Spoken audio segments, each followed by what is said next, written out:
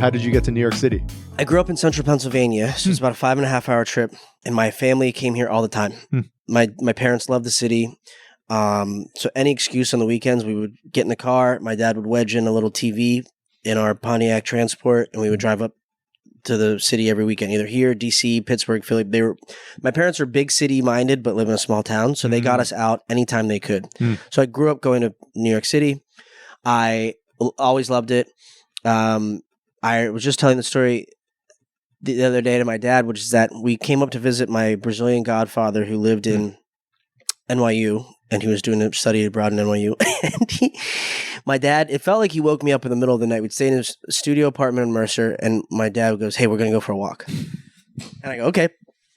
And he takes me up. We walk down McDougal Street, and I remember seeing, we went on those West 4th Street basketball. Sure. Yeah. Yeah. And I saw black people playing basketball, which we didn't get in Pennsylvania. So that was pretty cool. And then I took a picture with a guy with a big boa constrictor, a Polaroid, cost $10. I remember that. That was pretty cool. We went up and down McDougal. I saw them guy carving lamb. Sure. And I'd never seen that in central Pennsylvania. And I tried that with my dad. And I remember my dad going, he goes, "If I could do it again, I would live in New York. I wish I would have lived in New York." And at 8, I was like, "All right, I'm moving to New York. I'm going to live in New York." And I told my dad that story. I go, "You remember when you woke me up and we walked down McDougal and we did all that?" My dad goes, "No idea." Didn't remember the most informative, life-changing event of my life. My dad had no memory of whatsoever. Yeah. Yeah. But that was a special thing. So I just knew. And then I got a job, whatever job, interning here, and I was my junior year, sophomore year of college, and I was like, yeah, I have to live here. Did you have a sense that this was also a comedy mecca, that this was a place you could become a comedian? Well, it's funny because we walked down McDougal, which is, of course, the Cellar is right there, and I didn't know what the Cellar was at that point. We grew up watching funny stuff, and I knew that SNL was in New York, and I knew that New York was where comedy happened, but I didn't think about it. I didn't move to New York for comedy. No. When did you get into comedy? How did that happen? I remember that pretty clearly. I always liked comedy, but I grew up, like I said, watching SNL with my family. We loved comedies, but my buddy, I worked at a hospital, and my buddy, who was a funny guy at the hospital with me, took me to a show at UCB on the 26th Street. Was it 26th or 27? In Chelsea? Yeah. And sat down in that cool black box theater and watched improv, and I had never seen it before. I thought improv was Whose Line Is It Anyway? And I watched those guys just absolutely murder. And I remember a couple even lines in that, which is funny for an improv show. And I was like, I don't know what that is, but I want to do that. And I went to shows almost every night for 2 years. Wow. They were $5 tickets or $10 at the most on the weekends. And I went every time my friends visited, in fact, to the point where they made fun of me for taking them every weekend. They're like, "Can we do something else but see a UCB show?" I think that's why my friends don't visit anymore. I should tell them the theater closed. It's safe. But and then finally my roommate, Herschel, Shukla, who's a comic, but wasn't at the time, he goes, "Let's just take a class." And I was like, "I can't take a class." And my ex-girlfriend at the time, my ex-girlfriend, bought me a ticket. She got me a class rather. And that was it. Started 101.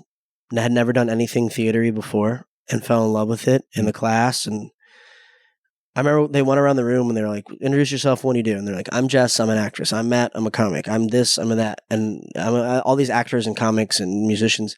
And I was like, "I'm Dan. I'm a hospital administrator." And it was like how I ran track in high school. I was like, I just don't want to be the worst one. I'll keep doing it unless I'm the worst one. I know I'm not going to be the best one, but I don't want to come in last. And it turned out I was kind of good at it. And I loved it. And then I just took 100, 200. I did every time I could be in a class, I was in a class. Started writing comedy with my friend Matt Pavich, who's a comic. And I would go to his shows and help him with tags. And I was just so delighted by it. And then I'd watch him tell one of my tags on stage and that we wrote together. And I was like, oh my God, it's the best, dude. I felt like such a little genius in the back of the room when my little one word thing would work. And to Matt's credit, I gave him a tag one time or a joke, and he goes, "I don't want to tell that." And I go, "You should tell that." And he goes, "No, you're going to tell it." And I was like, "Oh, what?" And then I went up and did a show. I did a show because the guy who ran a show this is a tragic story. His sister had died in a car accident, and he couldn't make the show.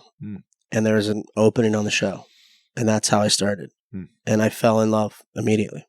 You said you thought prior that improv was like Whose Line Is It Anyway? Yeah. What is it actually like? Well, that's called it is that's short form, where they like give you a cue and you're like, you're two people in a car who one has to go to the bathroom and one doesn't want to stop, and they like tee it up for you. Yeah. There's props sometimes and lead-ins, but long form, the way that I love it, the two guys that are the best, TJ and Dave, it's just two people acting out a scene, a little slice of life. And I was on a couple teams that we would have fun little prompts in, but it was long form improv, and there's different forms. But yeah, we would do the Herald, which is like you build a play, you build like a little 3-act play, and you do it in 20. And the guy that invented improv the way that we do is a guy named Del Close, and he said doing the Herald, doing this form of improv, is like building a 747 mid-flight. That's how it felt, but it was so thrilling when you got that door closed. Had you been into comedy personally before you went and saw these UCB events? Yeah. I mean, I like to think I was a funny guy at the office and with my friends, and I'm not, you can't tell because this is audio only, thank God, but I'm not like a traditionally handsome boy. So I had to be a funny boy. And I always fancied myself and I like talking about comedy, and I was the only kid in my school that knew who Woody Allen was, and now that's not cool, but it wasn't cool then either. I loved comedy and like to think I was like a fan of it, but that's why I took 2 years going to shows before I could like muster it up. Did you get the sense when you started actually participating in this that this could be something tantamount to a career for yourself, or was it more, this is a hobby I love to do, I'm going to still work at the hospital? Yeah, for sure. I thought it was like, I knew people that were doing it full time, and I was like, I'm not as funny, and I don't have the cojones to do it. And I liked it being a little secret. Also, like, I liked paid vacation. Yeah. And I liked a salary, and I liked healthcare. And I liked that it made me interesting. I was a hospital person I was at Sloan Kettering's, a big hospital. I was like, I had this cool, like, good for the world job. And then at night I was a silly boy. I felt like Batman, but like the lamest Batman of all time. And I don't know. I like that part. But then I started realizing like I wasn't caring so much about the hospital, and the hospital job got more and more serious in terms of like my workload just wasn't as enjoyable. Like I used to work with patients a lot, and I stopped working with patients. I was like, I think I got to get locked into comedy. And my father, there's a lot of father stuff.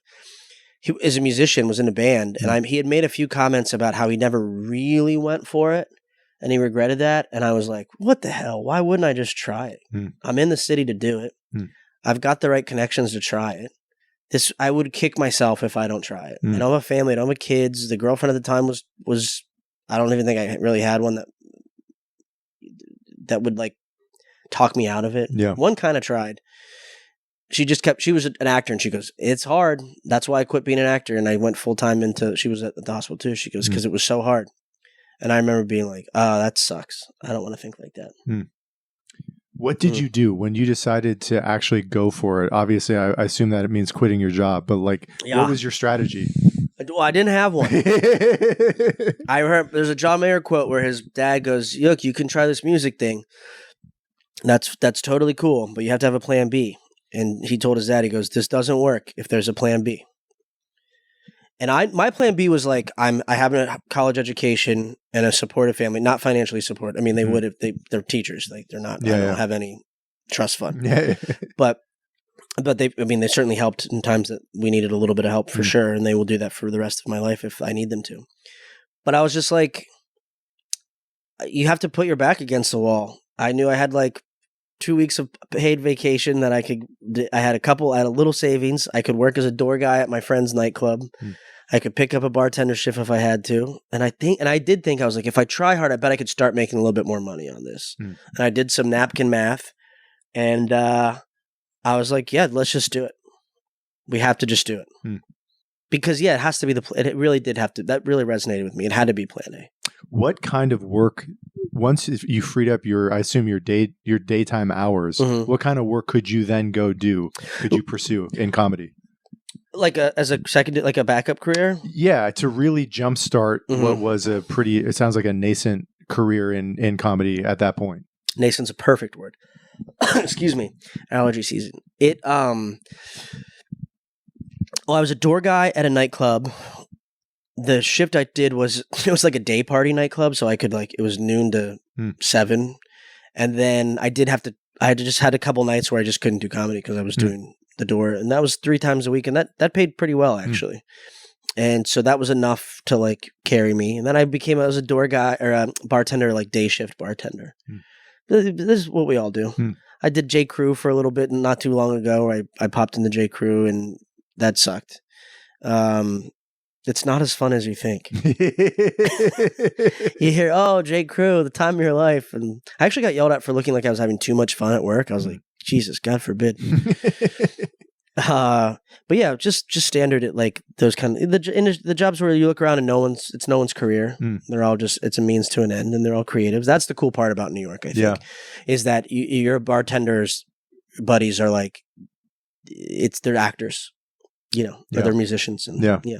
So you wanted to continue to do I assume the UCB work. Was there other work in comedy you had your eyes on that you wanted to go for? Well, yeah. So the job that it is kind of the quote unquote day job now is I run this trivia night with my best friend. It's called Question Party, and it's a comedy trivia show. We also do a bingo show, and we just were tired of boring trivia nights, and we're like, what if we make this a silly show? And it's a great time.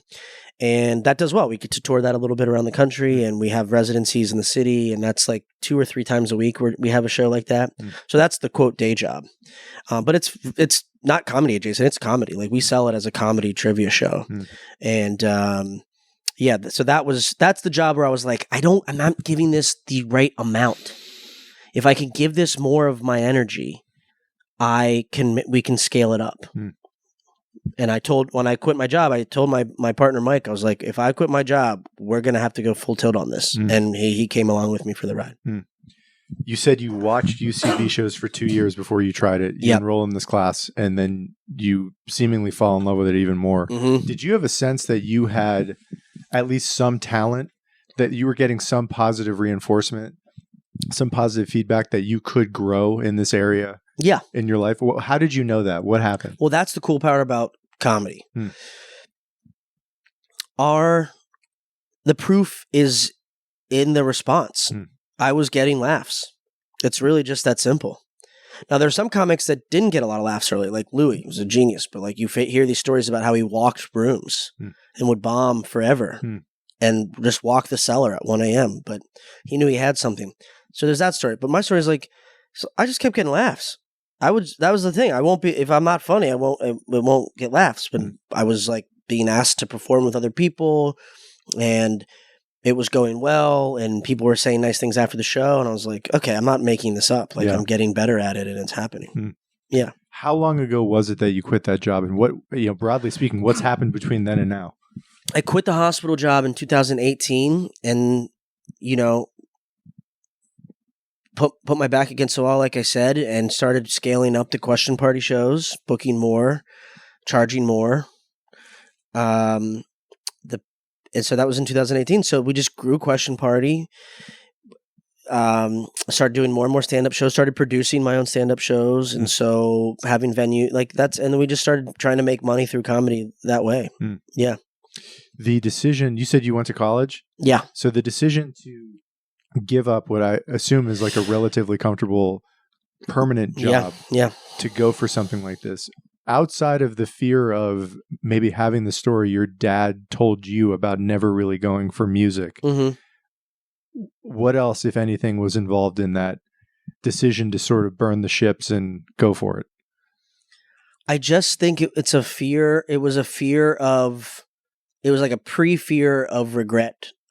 I didn't want to have any regrets in terms of not trying. I would be so fine with trying it and it not working, but I had to try it.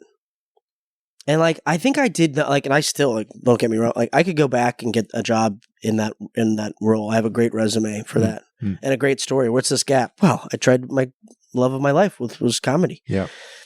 And I knew that was there. So like, I guess I had this plan B. So I'm kind of cheating when I say that, but like, I didn't want there to be. Yeah. It would be embarrassing to go back. But I just I had to see what it was like. I had to see what it was like. And the truth is, I probably should have done, because I see comics who have like full-time day jobs still that are probably funnier than me, and probably, but I'm not as good as like splitting my time, and they are better at it. Because I couldn't go to bed before 4 a.m. after a show, and I'd have to wake up and be at the hospital at 6:30 in the morning. Yeah. Now I have a rule, like when I wake, if I'm going to bed and I'm starting to feel a little creative, because back in the day I had to put myself to bed. I go, you have to go to bed. You have to wake up in 3 hours and be in a suit and present. Yeah. Now if I'm starting to feel a little spark, I go, fuck this. I grab my laptop, I start writing, because I don't have to wake up. I can wake up at 1 p.m. So there's the improv component of your career, and then stand-up too, right? Yeah, I mean, the improv faded with COVID. I would love to do it again. I wish I could do it again. If I could find the time to do it, I would do it. But you need a team to do it. And that would be hard. Everyone that I was on the team with is married or lives somewhere else or with kids or whatever. Yeah. But I had the best time with those guys. God, what a life hack to know that, like, for 6 hours a week, you had a couple of practices and a show to look forward to. It's the best feeling, man. Because I never got nervous. I get nervous for stand-up. I never got nervous for improv because you just never knew. And it was such joy. It's just playing pretend. It was great. Yeah. How did the stand-up come to be? Yeah, that was it. I wanted to. I've been around it so much, and my friend Matt was like, "You just have to do it. I'm tired of you like pretend." Because I think I was like acting like a know-it-all to him. and it's funny because what's happened with our other friend, where they would be full of ideas, and you're like, "It doesn't work like that." And I would be full of ideas, and he goes, "It doesn't work like that." And I was like, all right, let me see. And he was right. It doesn't work like that. And so, yeah, I just did it once. And after I did it once, I mean, everyone has that story. I caught the bug, and I did well enough. And I was like, okay, I have to fix that joke. I want to do this. And I also loved it in a way that was like, I want to do what those guys are doing. Yeah. I don't know how well you remember the first time you tried it, but if you do remember, what not happened? Only do I remember it, I listened to the tape like maybe a year ago, because it was at a show that I ended up taking, like I started producing, so I like took it over, and I went back and listened, and it was brutal. I thought I could do it, and I thought that it would be funny if I went back and did the same jokes. Yeah, because the bar was closing, so we're doing a big finale of the show. And I thought this would be fun. And I'll do it. And I couldn't. It was brutal. I had a joke about farts, and it was so bad. But if you don't go back and listen to a set from 6 months ago and cringe, you're not doing something right. I mean, 6 months, 6 days. But that was bad. Going back 10 years is tough. That was a tough First time was an open mic? No, it was a fully produced real show. I mean, my first time, like, hosting a show, I hosted a show, and it was like Mark Norman, Sam Morril, Jamie Lee, and Judah Friedlander were on the show. And that was the first time I hosted a show. Yeah, with some ballers. Yeah, I got a real plug and play. I like Benjamin buttoned into my career. Like, I didn't do the open mic thing the way that you see in the movies and you hear people do. I kind of cut the line and then worked backwards, which I both am happy I did and regret doing. But that's life. How did that opportunity come about? Is my friend's bar. So I did improv with my friend Brad, and he ran he loved stand up, and so he's like, I'm going to have a stand up show. It's all very incestuous. And then my friend Mike, who I do the question party with, he was hosting the show, and my friend Jason Cantor, who I owe a lot to, it was his show, and he gave me spots to do as a nobody. And so, yeah, I just knew people that ran a show, and they liked me enough to give me a shot. Did you have a general strategy of how you were trying to grow your stand-up career, or was it mostly just take as many at-bats as you can, get on stage as much as you can? I'd like to say it was that, but even that, I was like, because at that point I had done improv a lot. And so when people are like, you have to bomb, I was like, I've bombed improv, which is, I do think, harder than bombing stand-up. Like, I have someone that's done both. A stand-up thing, you at least can acknowledge the bomb, and you know it's done. The next joke is on and whatever. But you can't do that in improv. You can't. So I had to, like, I keep doing this improv thing. You have to keep a scene going for 20 minutes. It's fucking brutal. So in stand-up, I was like, I don't want to do this. I was, maybe it was fear, maybe it was arrogance, probably both. But I was like, I don't have to do these open mics like this. Like, I could get on a show. I run a show. I can trade spots for a show. And I kind of like schmoozed my way in in a way that maybe wasn't so good for my career. But like, I remember doing my first open mic. It wasn't, I did it when my friends started doing comedy a couple years ago. Like a true open mic. I've done shows that felt like a mic. But like a true, like I went and signed up with my buddy who was doing it, and I fucking hate it. And I don't even know how people get good at it, because it's just 20 comics, maybe, or 7 comics who all think they're the next fucking Chappelle, and they won't laugh at you. They won't give it up. They think they're so fucking cool, and they sit there and judge you. And it's a rep, sure, but it's not a helpful rep. Did you have goals at the beginning of where you wanted to perform, how you wanted your stand-up career to go? What did that look like? Well, there's shows that were happening. I was like, I can't wait to do that show. And it felt like when I did, I felt like I just want to do a show in front of an audience. I don't want to do it in front of 7 people. Yeah. The jokes will be better when there's 200 people that can laugh at them. That's not always, we found out, the case. But it felt like that. So I was like, let me just do a show that has a lot of people. I didn't have goals in terms of like, I mean, I was like, yeah, it would be great to be at the Cellar one day. It would be great to do these things one day. I just truly, at that age, I really just wanted to get better. Just let me get better. That was my goal. What's your goal? To get better. What were the best things, or what have been the best things that have helped you get better?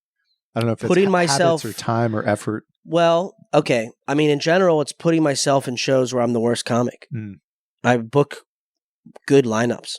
And I was like, let me be the worst comic. Yeah. As the host, I'll be the worst. I'll do the first spot. I'll be the worst comic.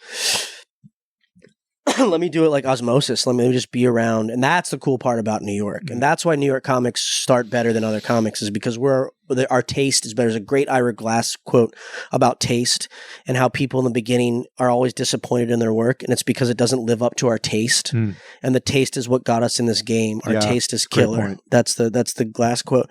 And so I was like, I had good taste. And I just wanted to be around good comics. And that helped me get better. And you don't get hacky in New York because everyone's good. Yeah. I see comics come in that are like established in other cities, and they come in, I go, ooh, buddy, we were doing that joke 4 years ago. That's done. And so, yeah, I just, watching yourself on tape, that's a really good one. You have to watch and listen to every, you realize you touch your face too much. You realize you bail out of jokes too soon. You touch the microphone stand too much. Those things got me good. And sitting with a writing partner, Matt Pavich and I would sit down and write. Because you think you have this great idea, and then you say it out loud to your buddy, and he goes, good luck.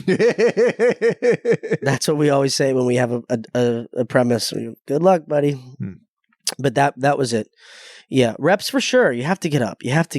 But I think quality is lost in all of that too. When you would create these lineups or be on these lineups with these A-listers, what do you notice in the comedians whose taste you appreciate, whose talent you appreciate? What do they have, generally speaking, that you look at and say, or did say, this is something I want to incorporate into my set, into my talent suite? How did you think about that? What are the ones, the headliners that you appreciate have that you notice in terms of patterns? Great question. I think what I always liked about comics that came to my show, I like how seriously they took the show, but at the same time, they were so comfortable just going up on stage. Like, I'd be talking to them, or I'd watch them talk to each other, and then they'd hear their name and they'd run up on stage and they'd do their thing. So it was, I'm going to talk out of both sides of my mouth. I appreciated how seriously they took it, and I appreciated how lax and comfortable they seemed on stage. And yeah, I didn't mind when comics came on and did new jokes or read out of a notebook. I didn't care about that. I understood that was part of the job, because sometimes the show was hot and sometimes there was 12 people in the room, and use it as now I do the same thing. It depends on the show. If I'm going to make it a work show, or if I want to service the show and give my A shit, does that make me better? But does that make the producer happy? And so you have to navigate that. But I loved watching comics, still do, go up with ease, and trusting themselves that they'll get there. Yeah. You're at the Cellar now. Yes, very recently. How the hell did that happen? You sound like some of the comics that are mad I'm there. Well, for so many comedians, that is the holy grail. Like that's the end of the rainbow. It is. And honestly, the whole thing is, it's one thing to get in, it's another thing to stay there. Sure, yeah. And I'm 1 month in, Wow, congrats, man. Thanks. So like, we could have done this podcast in a month, and I'm like, yeah, I don't get spots there anymore. And I have such a deep regard for that place. I mean, I remember when Daniel Simonson brought me there and sat me down, and McDougal, and I remember going there when I was 19. Yeah. And then to audition in that room 20 years later was pretty crazy. Yeah. And that's like, they can never take that away from you. And that's cool. Like, even if I get one spot there a year for the rest of my life, like I don't care. I got to say that I got passed at the New York. New York's like best comedy club. You have to be recommended by current comics to get in there. Is that right? How does this? There's a couple ways to get in. Okay. That's not how I got in. Okay. I got in. I got in. I got a DM from the Comedy Cellar account that said, wow. "Hey, this is one of the managers. This is Liz. I saw your tape. Would you like to come in for an audition?" But the story is, she cited a show. She said, "I saw your set from this show. Do you want to come in?" And I freaked out. And I was like, I've never done that show. I thought she had the wrong person. So I texted and called a couple comics, and I was like, what do I do? And they were all like, just go in. And I was like, but I think she has the wrong person. I've never done that show. I don't want to waste her time and go in. And I don't have that much stuff. I'm not big online. Like, I don't have that much stuff that she would like know about me.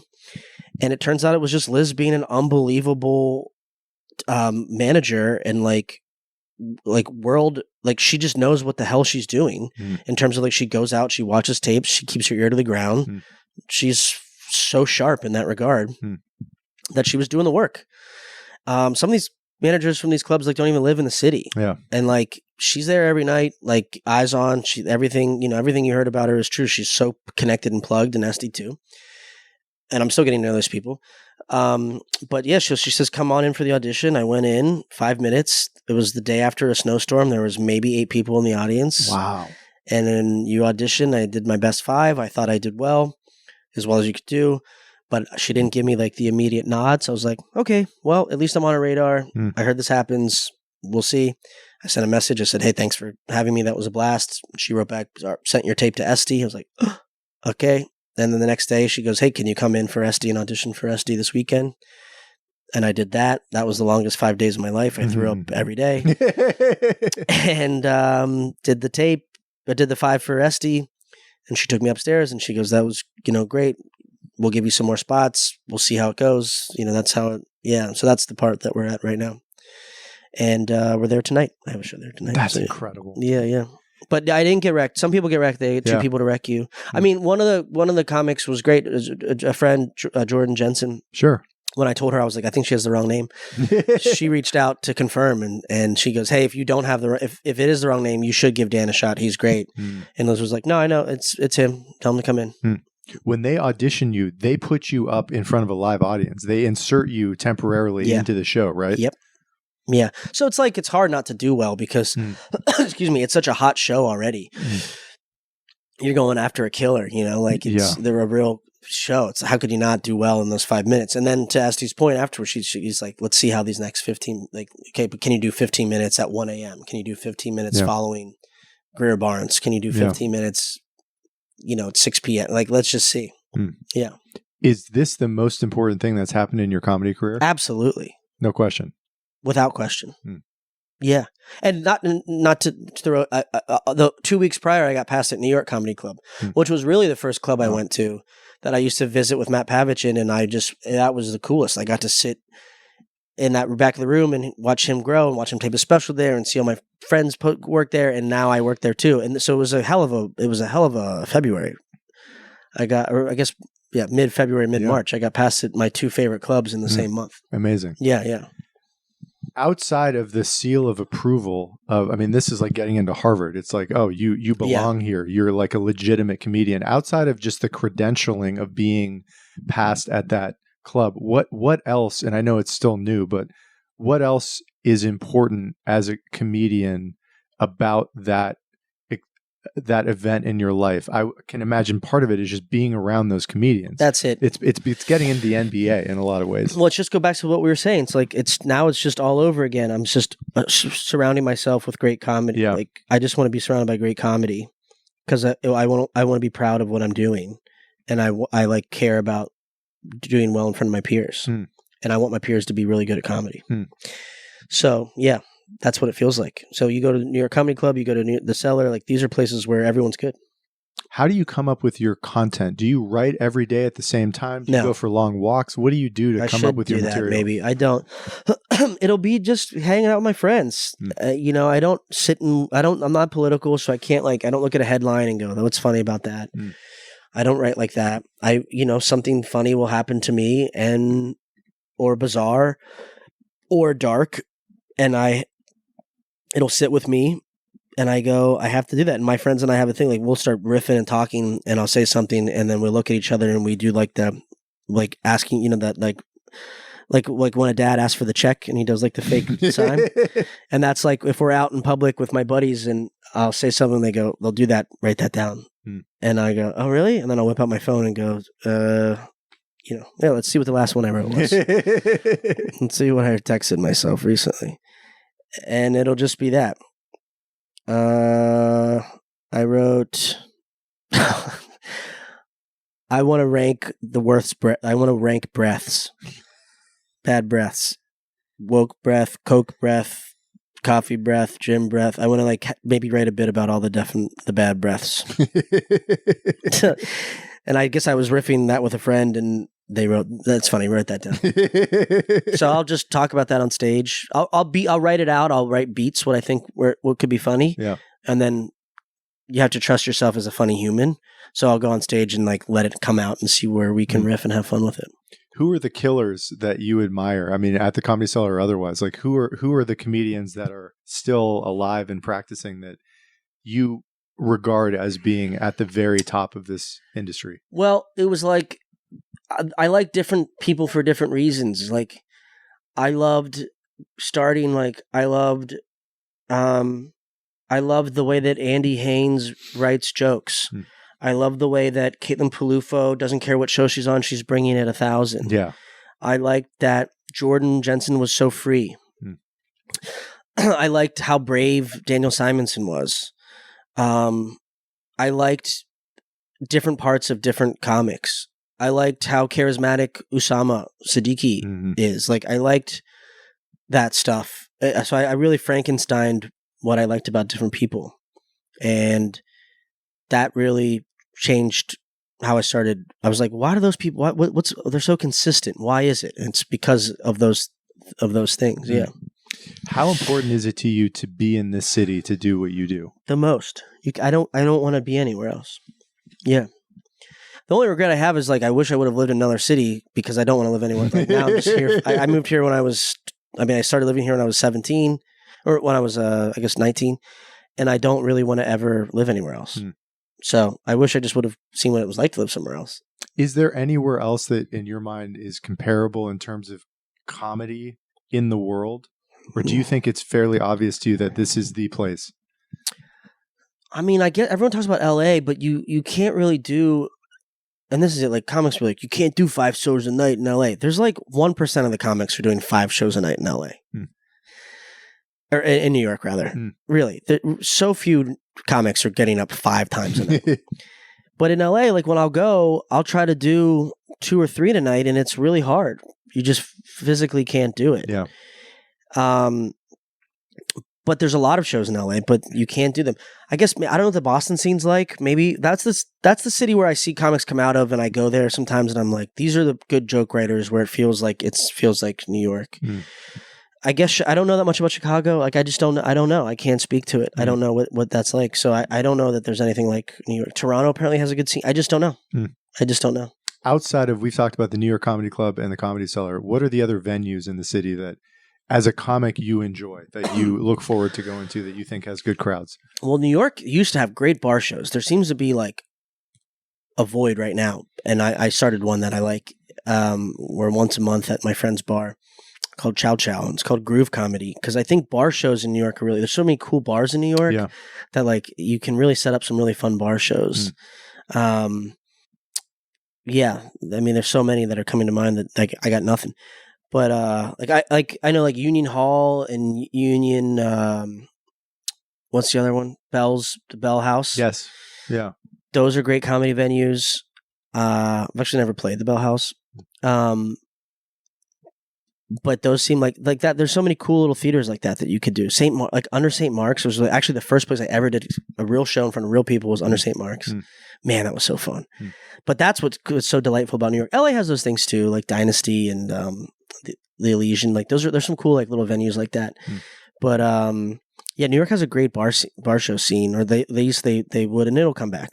I think just the people that were good at running shows are now into the clubs. And so we don't want to run bar shows anymore. Yeah. So I think we're just waiting for that next generation to come and start running hot bar. Oh, the barbershop shows, they're really fun that Rowdy Lordi runs.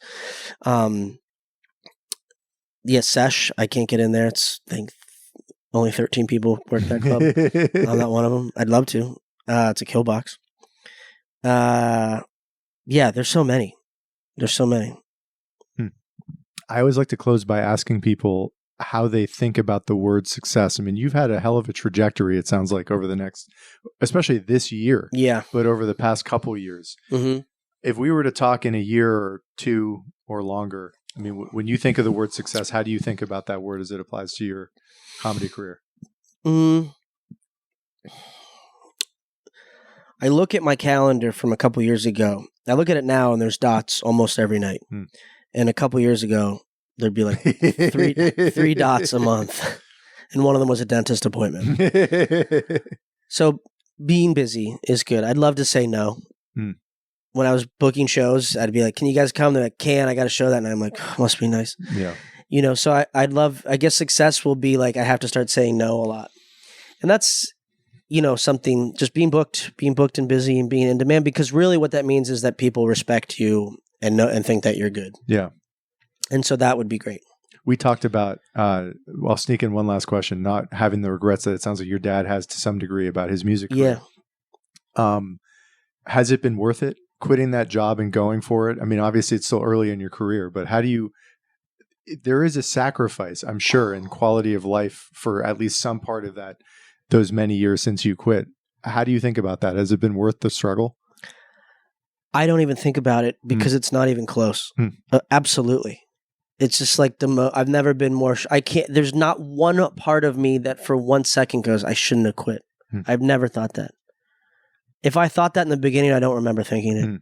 Or I guess I wouldn't have thought it in the beginning so much as like year 2 or 3 of it. But now we're in year 8 of it. No. Because of how much it's given you. Yeah. I mean, I guess I miss money. And like, there's some credit card debt I'd like to go.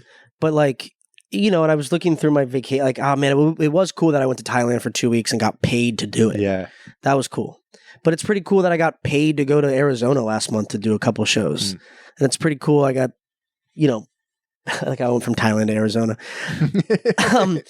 But it's cool that when I go to a bar and I take a girl out for a drink, I put my credit card down, which I'm good at doing.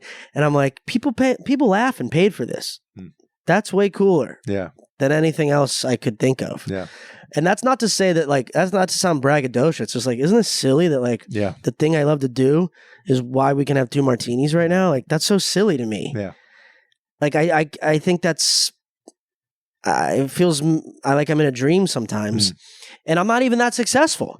So I can't wait, fingers crossed, to get to a point where it gets better and I can really enjoy it. But because I am stressed, I don't know if you can, there's a lot of stress to this. Because it's a grind, and there's a lot of really good people doing it, and they can only put 6 people up on a show.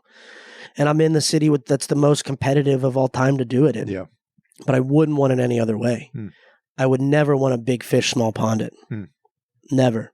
Even if that would have made me better early. I don't know. I go back and forth if New York's the best city to start in or whatever. But what we say is it's good to start in another city and come to New York because no one sees you when you're bad. And so like people like, like those people that saw me, like Mark Norman and Sam Morrell, they saw me on that show. I was bad. I was bad. But now I'm on shows with Mark.